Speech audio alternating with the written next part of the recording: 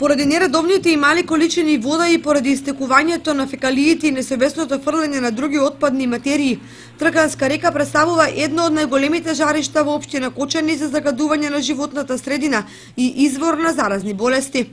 Токму тоа е адутот на локалната власт во аплицирањето за средства што во рамките на проектот за уредување на сливот на река Брегалница ги донира швајцарскиот секретаријат за економија. Проценетата вредност на овој сетраканчани капитален проект изнесува 31 милион денари.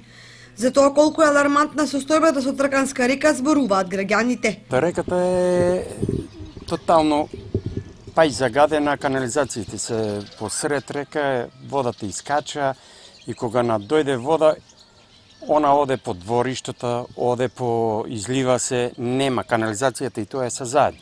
Сите канализации што се ставени приклучени у реката не функционираат и избиват. Инаку одлуката да се аплицира токму во овој проект беше донесена по гласањето на граѓаните, на представниците на институции и на граѓански издруженија на последната форумска сесија во рамки на вториот повик од компонентата 2 за мали инфраструктурни проекти. Траканска река е во една катастрофална состојба, како од надојдените води, од поройните дождови, доаѓа до еродирање на земјиштата и дел од растителниот остаток, што доаѓа и до излевање на самата река и поплавување на дел од куќите на местно население во горниот дел, а во долниот дел и со излевањето доаѓа и до навлегување на ваквите води во земјоделските површини. Предлог проект кој што го решава овие два момента, ги решава со тоа што се уредува речното корито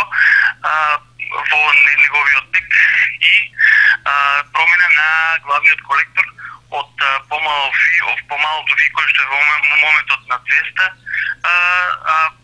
барањето во наредниот проект е на 400 фи.